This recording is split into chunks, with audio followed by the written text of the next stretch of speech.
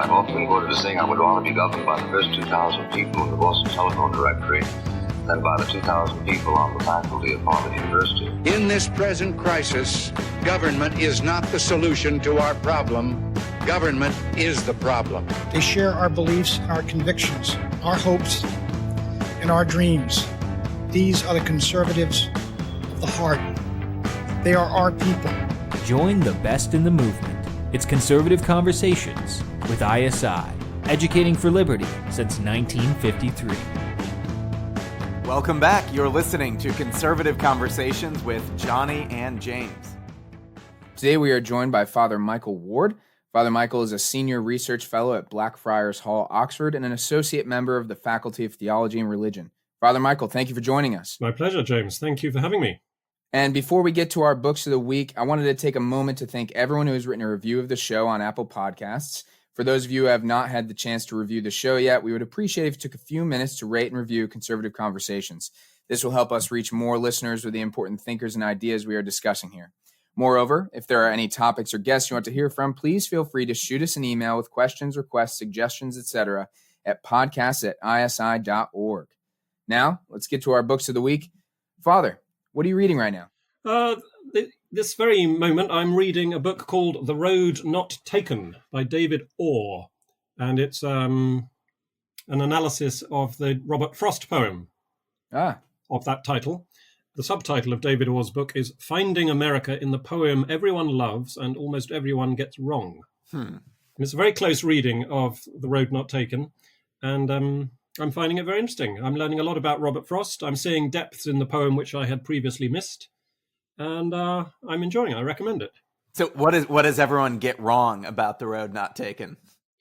Well, a variety of things. There are sort of two misreadings of it, I think, that he's arguing. One is that it's a sort of paean to, romantic indecision. That, this man at the crossroads, woe is me that I have to choose one way and not another, that I can't have both. And the other is sort of the opposite of that. But he's saying it's far more ambiguous, far more multi-layered. And I think he's right. When you press into the language, it's not half as clear as you thought that it was. And this probably accounts for why it's become such a classic. That's right. Yeah. Johnny, what about you? What are you reading right now? Yeah, well, last night I finished Russell Kirk, his book, The Roots of American Order, which I just think is, I don't know if I'd say it's a perfect book, but I think it's a beautiful book. There's just a sense, I finished it and I was so content with the message, the sort of the takeaway message, which for me, it sort of boils down to one of his lines at the very end of the book. He says, "No order is perfect, but any tolerable order may be improved." And then he talks about the conscientious citizen is working to improve that order, for the alternative to a tolerable order is not utopia, but an intolerable disorder.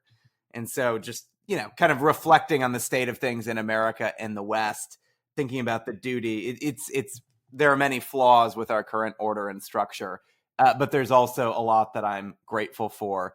And I think it's important that conservatives have a sense of gratitude and then, translate that into improving the order for which we live instead of comparing it to some utopian fiction. So, yeah, wonderful book and something that I hope we can incorporate more and more into our student programming.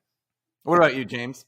Well, I've taken a pause from some of my regular reading that I've been doing. And after our episode that we recorded last week with Jeff Sickinga at the Ashbrook Center, I actually picked up Land of Hope again because I had started Land of Hope a little while ago, Bill McClay's sort of narrative history of the United States.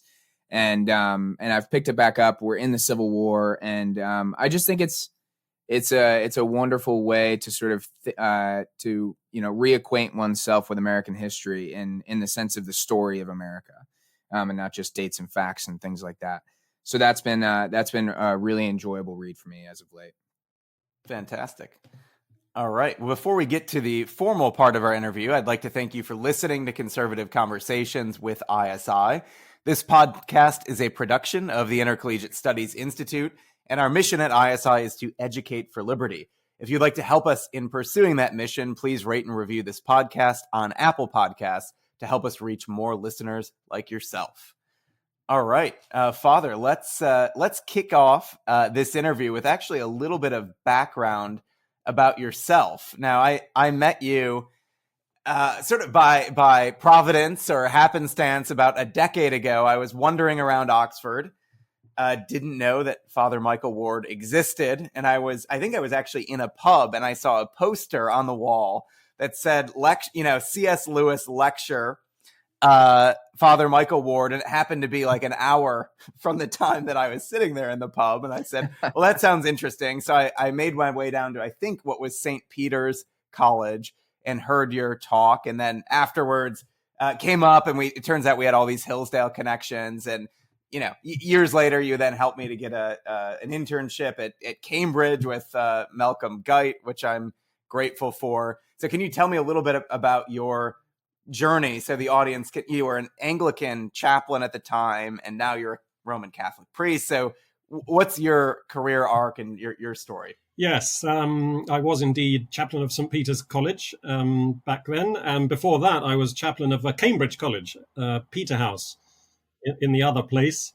So I've been very fortunate in my life. I've only ever really lived in two places as an adult, either Oxford or Cambridge. The boundaries have fallen for me in pleasant places, as the Bible says. And I did my first degree here at Oxford. I'm speaking to you from Oxford now. And I studied English here. Then I did theology at Cambridge. I did my PhD at St. Andrews in Scotland, but never lived in St. Andrews. I only lived in Cambridge. I did it at a distance. And C.S. Lewis has been a through line for me right from the start. I did a short undergraduate thesis on Lewis when I was an undergraduate here in Oxford. Then my PhD was on C.S. Lewis, and he's sort of, without much planning or deliberation on my part, he's become sort of the focus of my entire scholarly career. And, I'm writing books about him and giving talks about him and tutoring and lecturing on him and supervising theses in him. And although it wasn't intentional that I ended up in this place, I'm very pleased that I have. And I often recommend to young people, when they're asking me how to plan their futures, I just say sort of follow your nose, do whatever you like, because what you like is probably what you're best at. And that's what will give you most pleasure. So if you can make your living from doing something you like, hurrah. I remember you told me exactly that when we were sitting together at dinner at Pembroke College when we met, also by the grace of God, I think. And it was just after you had converted to Catholicism and just before I was about to convert to Catholicism. It was a wonderful connection. Yes, we were just happened to be placed next to each other by someone who was arranging the seating plan, but that person presumably didn't know that there was any necessary connection. But I think you'd heard me speak at Easton, hadn't you? Yes, I had been to a lecture you gave at Blackfriars, I believe. Oh, Blackfriars, for the not C.S. Lewis Society. Right. Yes, yeah. But I had been to Easton, and then you kind of arranged for me to go to Easton again. Yes, of course. So I owe both of you a good deal too. Well, Father, you've written a wonderful guide, After Humanity, a guide to C.S. Lewis's Abolition of Man. And I'm wondering, for those in our audience who have not yet read The Abolition of Man, can you tell us a little bit about what is the book, what was the context that Lewis was writing, and what really prompted him to write this book? The Abolition of Man is one of Lewis's most philosophical works. It originated as 3 lectures in philosophy that he gave during the Second World War. He described it as almost my favorite among my books. And his biographer, Walter Hooper, has called it an almost indispensable introduction to the entire corpus of Lewisiana. And it's rated very highly across the spectrum, too. It's still got a large audience, ranging from everyone from, say, the British atheist philosopher John Gray, all the way through to Pope Benedict XVI, who, when he was Cardinal Ratzinger, praised The Abolition of Man for the keen accuracy of its moral diagnosis. So a book that can appeal to atheists and popes is obviously a book which is doing something interesting. Whether it's doing something right is another matter, but it's certainly interesting and important. And it's quite a difficult book by Lewis's standards. It doesn't have his normal sort of accessible, readable tone. It's quite dense in places. even quite obscure in places. And I've taught it many times over the years to my students and have noticed how difficult they find it. I myself have found it difficult. Getting into it has taken me a while. So I thought it would be useful if I published a guide to the Abolition of Man. And that's what I've done. And it's called After Humanity, published by Word on Fire Academic. And I'm very pleased with how it's come out. Yes, it's a beautiful, beautiful book, I must say. And the accompanying edition of Abolition of Man is quite wonderful as well. One as I was reading through After Humanity, you talk a bit about how, Lewis is writing this during wartime. And I wonder how that affected him, not only the fact that he was, thinking about this during World War II, but also his own experience in World War I.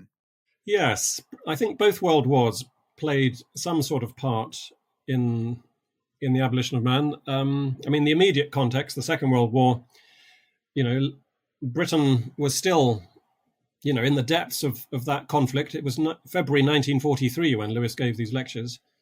Perhaps the immediate risk of invasion had passed, but still the outcome of the war was not certain. And, so Lewis was faced with the prospect that his whole country, and indeed the whole of Europe, might successfully be overridden by a Nazi tyranny. And he wanted to point out to people, if there was any doubt about it, that Nazi morality was a bad thing. But how, on what grounds can you call Nazi morality bad, unless there's some sort of objective standard by which you judge both it and Christian morality, as he calls it elsewhere? The abolition of man is not a specifically Christian argument, as it happens, but that's really what the abolition of man is all about, objective value. He's defending the objectivity of value, and he's forecasting where we will be led if we embrace subjectivism. So it's quite an alarming book, The Abolition of Man, and therefore, you might say rather suitable to this wartime context. As for the First World War, yes, in the Great War, Lewis had been a teenage officer in the British Army. He'd been a second lieutenant and had served for about 6 months in the trenches in France before being blown up by what was actually a British shell. He was caught in friendly fire, as we would now call it. It landed short and fell in his trench and just annihilated the man next to him and spattered Lewis full of shrapnel, bits of which he carried around in his body for years afterwards. And he very nearly died for his country. Now, this is relevant to the abolition of man because when he comes to write the abolition of man 20-odd years later, he makes death for a good cause the crucial experiment of the objectivity of value. And he repeatedly cites the old Latin tag from the Roman poet Horace, dulce et decorum est pro patria mori. It's sweet and seemly to die for one's country. And this, he says, is the crucial test of the objectivity of value, because if value was merely subjective, if we just made up, the goodness of patriotism, for instance, when we have to begin to suffer for our country and even die for our country, we would change that value, wouldn't we? If it was merely subjective, if it was merely a projection of our own personal, private preferences. But the fact that we continue to associate value with it to such an extent that we suffer and even die for it indicates that it is objective, or at any rate, it ought to indicate that. It may turn out that you become cowardly and turn tail and run away from your duty so as to escape suffering and death. But that just speaks to your own moral invertebracy. It doesn't say anything necessarily about the objectivity of value. So anyway, that's an interesting background aspect to the abolition of man, which has received surprisingly little attention in treatments of the book. And I try to bring it out as quite a key theme. And indeed, in the photo gallery, I've got 30 images of various people and documents and places relevant to the abolition of man. I include a photograph, the only photograph there is in existence, of C.S. Lewis in uniform as a young officer in the British Army. So I'm pleased to have that in the book, because I think people too often forget that Lewis knew what he was speaking about when he talks about death for a good cause. He had come within inches of it himself. He had seen men die for their country. So it wasn't just some sort of esoteric, abstract question for him. He had tested it on his own pulses. He knew whereof he spoke. Lewis starts the conversation about objective value by talking about the Green Book and sort of elementary textbook education, English education for students in England. I wonder if you could give listeners an overview. What was the Green Book? Who is Lewis talking about? And what was it representative of as a sort of trend in English education? Yes, the Green Book is the name that he gives to a book which was actually called The Control of Language. And he pretends that the authors are Gaius and Titius, but these are just pseudonyms that he applies to Martin King and Alec Ketley, who were the real authors. And he comes up with these disguises, I think, partly to save their blushes, because he's going to really lay into them, and partly because, in a way, it doesn't matter what this book was called or who its authors were. It's really just a sort of springboard into Lewis's larger case against subjectivism.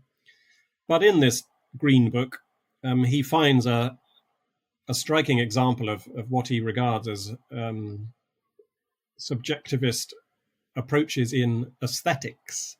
The authors talk about the famous incident when Coleridge is standing at a waterfall, and the question is whether the waterfall is best described as sublime or merely pretty.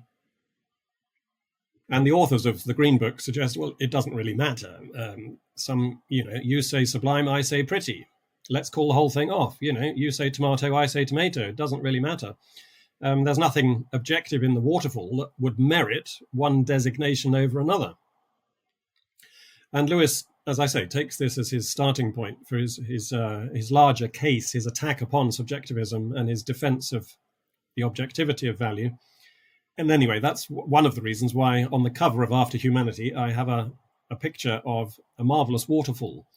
It's not in the Lake District, alas, where Coleridge would have seen his waterfall, but it's in Indonesia. Still, it's a great picture. You take the waterfalls that Getty Images can provide. Yeah. Exactly. So, one thing that struck me when Lewis was talking about the Green Book was this quote where he says, "The very power of Gaius and Titius depends on the fact that they are dealing with a boy who thinks he is doing his English prep and has no notion that ethics, theology, and politics are all at stake. It's not a theory they put into his mind, but an assumption which 10 years hence, its origin forgotten and its presence unconscious, will condition him to take one side in a controversy which he has never recognized as a controversy at all." So I'm wondering about the importance of assumptions in general, specifically in early childhood education. Would Lewis have thought that no assumptions should be taught, or are there some that are important to be taught at an early age that stick with you? He would have believed that moral formation, character formation, is of the utmost importance from the earliest age. What really riles him about the Green Book is that it's supposedly an English textbook. It's not a work of philosophy. It's not supposed to be teaching it's not supposed to be teaching children about subjectivism. So it's a sort of crime that the authors are committing. It's not just a philosophical error. There's something deeply improper about it, that they should stick to their last. A cobbler should stick to his last, and they should stick to teaching English composition, and not smuggle in all sorts of questions about whether value is objective or subjective. So that's, I think, one of the reasons he starts with this as his opening example, because we can all, well, first of all, we can all remember what it's like to have bad or boring textbooks that we were subjected to at school.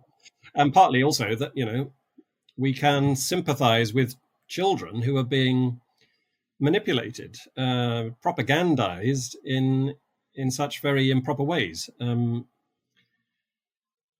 But as I say, Lewis, soon gets beyond the Green Book and starts talking about the philosophical question pure and simple, and not so much its bearing upon education.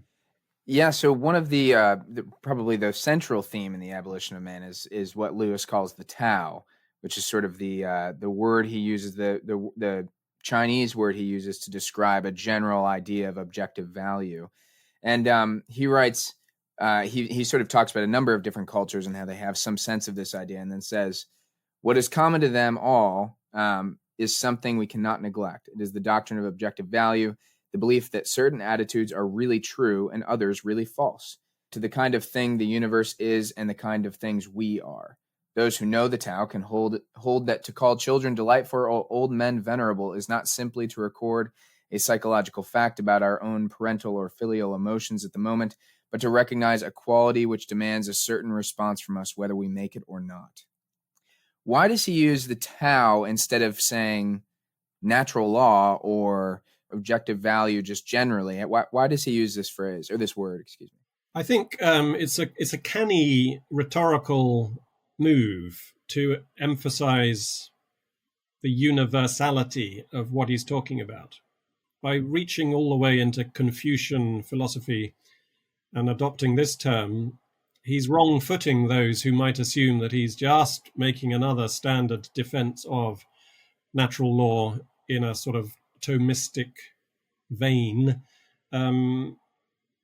He's making a canny move to suggest, no, this is not just a Christian idea, it's not just a Western idea, it's universal. Because what he's really arguing about is not so much anything to do with theology. It's not a Christian argument per se that he's making, not even a theistic argument. It's purely philosophical. And to narrow it down even further, it's anthropological. He's saying that recognition of objective value is what makes human beings human beings. Without this recognition of objective value, we either evaporate upwards into a kind of false spirituality, into a sort of angelism, or we devolve downwards into mere animality. We either go upwards with our reason, our spiritual side, or we go downwards with our senses and our passions, our bestial side. But uniting the two is what makes us human. And Chinese people, of course, are just as human as Westerners. And so it's just, it's a canny rhetorical move to make this point up, in the very terminology he adopts. He's foregrounding this particular point. And have you had experience teaching this book to people that might be coming to this not from a Christian place or not religious place at all? I mean, do you think is this philosophical framing compelling for persuading students or engaging a contemporary audience? Yes, well, I think it is. I mean, I mentioned that British atheist philosopher John Gray. He's a prominent British thinker right now, and he recently devoted a whole BBC radio broadcast to discussing the abolition of man, and he described it as prophetic, prescient, as relevant now as when it first came out, if not more so. So this is someone who recognizes that there is such a thing as objective value, or at the very least that that's a serious question worth grappling with. You can't just dismiss it. You can't just naively embrace subjectivism and think that that solves the matter. But also, I mean, most of my students have been Christians, and one of the problems they have in reading The Abolition of Man is that they assume that it's a Christian argument. They assume it's a kind of Christian apologetic.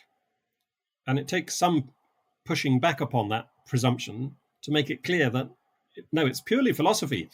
And people tend to forget that C.S. Lewis started out his academic career teaching philosophy. He wanted to be a philosopher before he wanted to be an English literary critic. And the very first job he had here at Oxford was teaching philosophy, filling in for his old classical philosophy teacher at University College.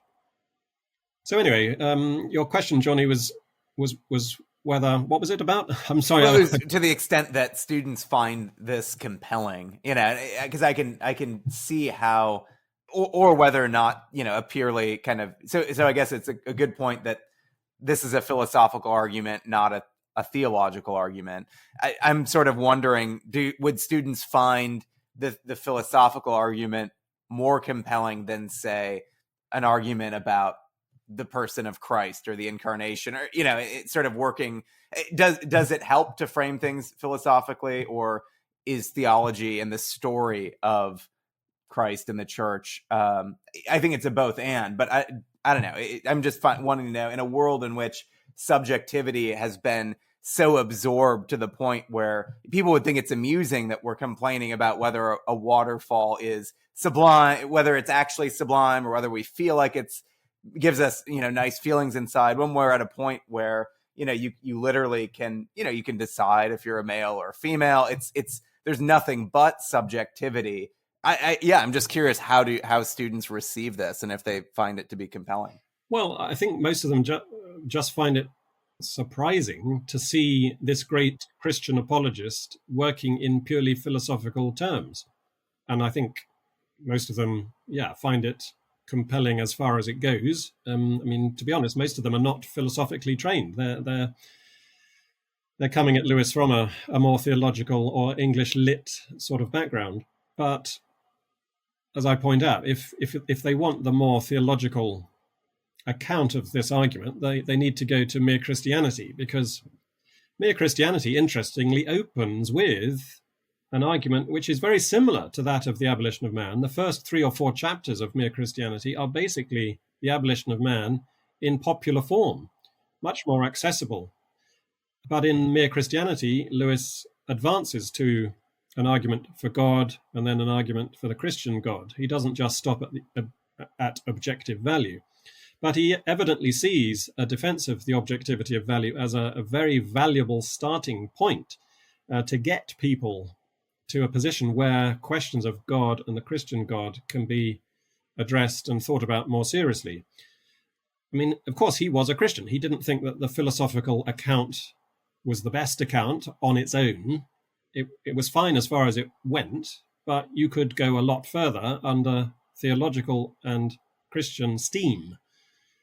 But that's not his purpose in the Abolition of Man. He's setting his sights much lower, and he's just wanting, as I say, to basically arrive at a definition of what it is to be human. Because, of course, you can only be a Christian human being if you're first a human being. Yeah. What is it that makes us human beings? And his answer is, as I say, this ability to recognize objective value, which is not merely of use to my immediate personal interests.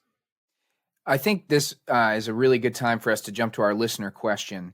Our listener question for this week is from Zach, and he's asking about one of the famous lines in the Abolition of Man. Zach asks, what does Lewis mean by men without chests? And can you put that into a contemporary application that most can understand? The line, of course, for listeners, the line that Zach's referencing, or one of the lines that Zach is referencing with men without chests is, quote, we make men without chests and expect of them virtue and enterprise. We laugh at honor and are shocked to find traitors in our midst. We castrate and bid the geldings be fruitful. So what does he mean by men without chests? He means people who have lost this definitively human faculty, which is the ability to combine the senses in the belly with the reasons in the head. He has this model of the human person in 3 parts: the head, the chest, and the belly. And as I was saying earlier, in the head upwards, as it were, we are spiritual. We are not unlike the angels, or possibly the demons. From the sternum downwards, we have senses and passions and emotions, which are not very dissimilar from what we observe in the animal kingdom. But the chest unites those 2 things. And that's why, a classic definition of the human person is that he is a rational animal. We should be both intelligently emotional and emotionally intelligent. And that capacity to liaise between senses and reasons is located in the chest, according to this model that he develops. So combine the angel and the animal, and you have the anthropological. Combine the the human brain and the human belly in the human breast, and you have a human being. So that's what he means. Well, so that's what he means by chest. What he means by those who are men without chests is those who veer wildly one way or the other, maybe alternate, like some dramatically swinging pendulum. Now we're very sensual, now we're very rational, but can we be both? Can we stabilize our sentiments? Can we have emotions which are dependable and regularized and civilized? Or are we forever, as it were, bipolar, schizophrenic, now completely one way, now completely the other? Combining the two is the peculiarly human achievement. And that's what his book is designed to encourage us to work on. This, what you've just said really reminds me of Walker Percy's novel, Love in the Ruins, when he's diagnosing people with angelism, bestialism, where they do jump back and forth. And he himself sort of seems to have this problem where he's jumping back and forth, and has lost his chest. But I think, go on. No, please. Well, I was just going to say I didn't answer the second part of the question, which is a modern everyday example where we can see this in action. And I think, there are many examples that could be used, and Lewis himself has the example of, as I say, death for a good cause and patriotism. That one's love for one's country shouldn't just be a sort of ardor that fills your breast when you hear your national anthem and see the flag running up the pole. It should be rational. It should be reasonable and based on good grounds as well, so that when push comes to shove, when you are, tested to do something for your country that might cause you some suffering or pain or even death,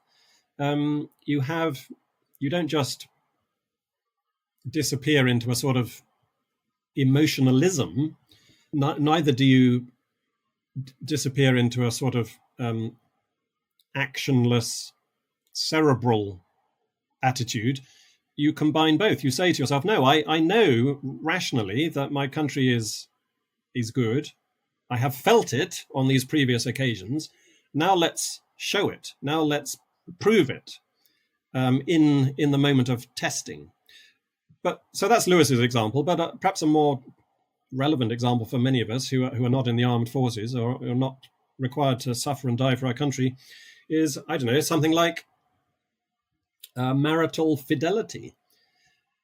You're both married men. You have fallen in love with your wives. You know what it is like to be, I assume, I must make this general. One falls in love with someone and then one gets married and one takes a rational decision. I'm going to commit myself to this person. And that's an act of the will taken with good reasons, hopefully, and attended by appropriate emotions. The emotions are good. The reasons are good.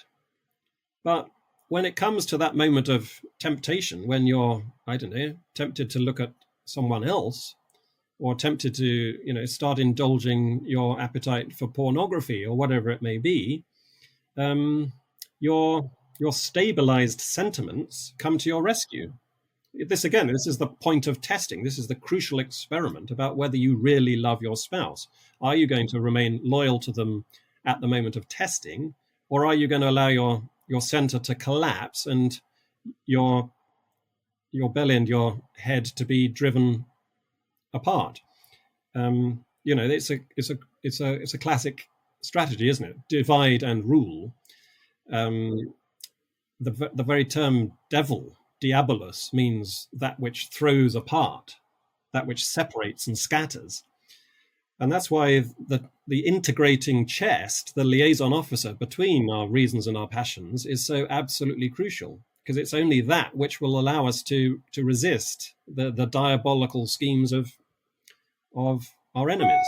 whether they be spiritual or political or whatever. I think, kind of following up on that, I think that all makes sense, but I think the kind of where it gets tougher or more difficult, or sort of where the rubber hits the road, is it's perhaps easier if you have a good country or a just country to in your moment of testing say, yes, like I feel fear, but I'm going to lay down my life for my nation because I know it's just or beautiful. Or if you have, a good, spouse, and you have, a healthy relationship, but then the moment of testing comes and you decide to remain faithful. But what about, I guess, how do you develop that chest in situations where, what if the war your country's fighting is not a just war? Or what if it's just simply a war for territory or financial interest? Or, what if your spouse is abusive and then the temptations come? So I think it's easier to conceptualize of how you'd respond in the first. It's harder when you get into those complex human situations. Well, you're right. It is harder. And by the way, I mean, Lewis doesn't get into any of these particular, hard cases. I think that the more crucial thing is not how meritorious your country is or how meritorious your spouse is. The more crucial question for Lewis is what you have promised. If you have taken a vow, as a married person has, to be faithful, you need to stick to that vow, even when it gets painful. If you have sworn an oath to, obey to defend the Constitution and obey your military superiors, well, in large part, not absolutely, but in large part, your actions are covered by that oath. I mean, that doesn't legitimize following unlawful orders, as we know from the Nuremberg trials, but it's not for you as a mere infantryman to second guess the generals. The generals may have reasons for their orders which are not apparent to you, so you better buckle down and follow them, and that's a key part of any military training. And that ability to follow through on a vow or an oath or a promise is, as I think, is more the key question here than the particular merits of the given spouse or the given country. Well, thanks for your question, Zach. And for our listeners, if you'd like to submit a question for the next episode, just leave a review of the show wherever you are listening and leave a question in your review, and we will pick one for the next episode. So, Father, I'd love to ask a little bit about the final essay, which is the title essay of the volume. You note in chapter 1 of After Humanity that, or maybe it's not in chapter 1 of After Humanity, but you note that chapter 1 is sort of the checkup. Chapter 2 is the diagnosis, and chapter 3 is the prognosis. And so I'm wondering, could you explain a little bit to us the structure of the work as a whole, but also specifically, what is Lewis's prognosis for humanity? Yeah, so the 3 chapters of The Abolition of Man could be described, I think, as more negative, more positive, more negative again. It's in the middle chapter, The Way, which is the sort of English translation of that Chinese term, the Tao, that Lewis gives us a more positive account of things. But the first and the third chapters are more problematic. And the third in particular, the prognosis, is very dismal in its outlook. The trajectory that Lewis describes, the likely future that we're going to have to cope with if we go down the subjectivist path is very dispiriting, very disheartening. You might even say dystopic. It's no surprise that Lewis paired The Abolition of Man with his fictional work, That Hideous Strength, the third book in his Ransom trilogy, which is also, largely depicting a post-human future, or at any rate, a significant risk of a post-human future.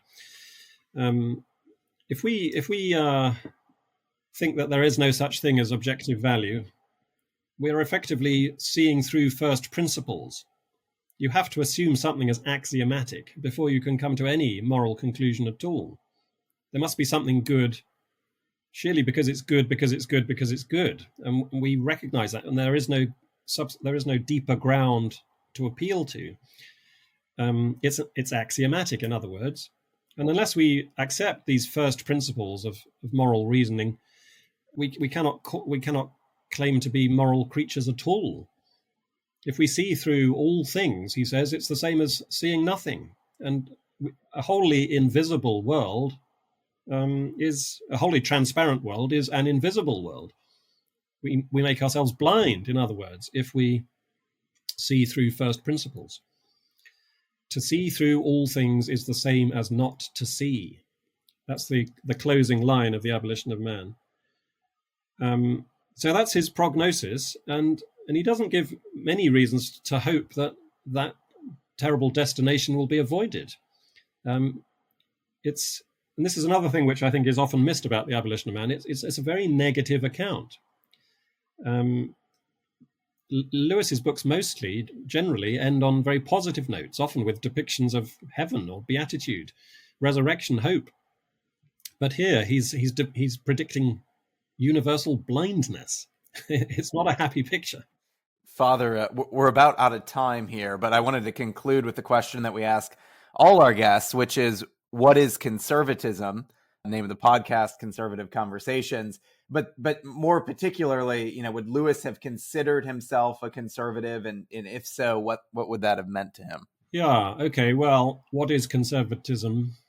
I'm minded just to dodge the question slightly and quote that funny line from G.K. Chesterton, the one about the whole modern world has divided itself into conservatives and progressives. The business of progressives is to go on making mistakes. The business of conservatives is to prevent mistakes from being corrected. Which is witty. But more seriously, what is conservatism? I don't know. I mean, speaking as an Englishman, I'm tempted to quote that pithy little line from Margaret Thatcher about the best government is the least government. And I suppose conservatism is associated with small government. That might be one of its tenets, at least in the political realm, because of course conservatism has applications in other realms too. You can be conservative in your theology, you can be conservative in your morality, you can be conservative in your politics, but they're not all precisely the same sorts of conservatism. So it depends what sort of field we're talking about. I think possibly one way of defining conservatism is simply to say it is the opposite of progressivism or the opposite of liberalism, because I think they're hopefully in a creative tension. I want to stay still, you want to go forward. Well, let's have a debate about which of us is right.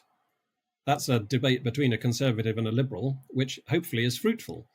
And I think that dynamic, that polarity is hopefully a good polarity if it is not bipolar, to come back to the earlier question, the earlier consideration of the chest. There needs to be something uniting the conservative and the liberal, which is recognition of objective value, recognition that we live in the same world and that we've got to get along. We've got to find some rational way of coming to conclusions when we disagree. So in the theological realm, which I'm a bit more qualified to speak about, because I'm not really a philosopher, in the theological realm, I've noticed how it's quite helpful to think about St. Peter and St. Paul in these regards. St. Peter is the rock. He sits in his chair. He's the Bishop of Rome, the first Bishop of Rome. He's the touchstone of orthodoxy. But he's only one of the two great martyrs of Rome. The other is St. Paul. St. Paul is buried outside the walls of Rome, and that's significant because St. Paul was the great evangelist. He went around the Mediterranean founding churches and firing off letters dealing with particular problems. He had this sort of outgoing aspect to his ministry, whereas St. Peter, we might say, archetypally speaking, had a fixed role. He sat in his chair and was the authority. But if you have only St. Peter, things petrify. And if you have only Paul, things get appalling. You need both. You need Peter and Paul, and the creative tension between those two is what gives life to the church. C.S. Lewis was fond of saying that change in itself is no proof of growth. Growth is the synthesis of change with continuity. There needs to be something continuous, or else it's mere change. It's not development. It's not growth. It's mere this for that. So that synthesis of change and continuity, that synthesis of Peter and Paul, that dynamic tension between the conservative and the liberal, I think should be, in a properly ordered polity, a very healthy dynamic. But only if there's this common bond between the two. And I think in Lewis's case, that would be objective value. And that's why, in Lewis's own case, I mean, I think it's fair to say he was a conservative, both with a large C and a small c. We have a conservative party in this country, and I suspect Lewis voted conservative. I don't know for sure. He was careful to keep his party political opinions to himself. Indeed, he refused an honour that was offered him by the Churchill administration in the 1950s. They wanted to give him some honour, but he declined it on the grounds that there are always fools who believe and knaves who assert that all my Christian writings are covert anti-leftist propaganda. And if I'm seen to be receiving an honour from a conservative administration, that will strengthen their hands. And he didn't want to be associated politically with either the left or the right. He wanted to steer clear of party political questions. So he deliberately declined that honour on that very principled basis. And one is hard-pressed, certainly in his published writings and even in his private letters, to associate him very easily with left or right. I'm almost certain that he, when push came to shove, he would have voted Conservative, not Labour. There are just one or two stray remarks about the Labour government of 1945, which indicate that he didn't think much of it. But that's very rare. It's hard to pin Lewis down. Well, on that note, we'll conclude. Thank you, Father Michael, for joining us today. If people are interested in seeing more of your work or following you, where can they find you? I have a website, michaelward.net, where you can contact me and find about my writing and speaking. If you want to know more about After Humanity, this guide to the abolition of man, the best way to get it is through the publisher's website. Don't go through Amazon. Go to wordonfire.org/humanity. And that way, if you want to buy the book, you will get automatically a free copy of The Abolition of Man with a matching cover. But I don't think you will necessarily get that if you go direct through Amazon or other booksellers. Well, thank you so much for joining us, Father. And thank you for listening to Conservative Conversations with ISI. If you've enjoyed this podcast, please feel free to head over to isi.org/resources to see all that we offer our members, including the Intercollegiate Review, select modern age articles, ISI books, and of course, this podcast. Thanks again for listening, and don't forget to rate and review, and we will see you next time on Conservative Conversations with ISI.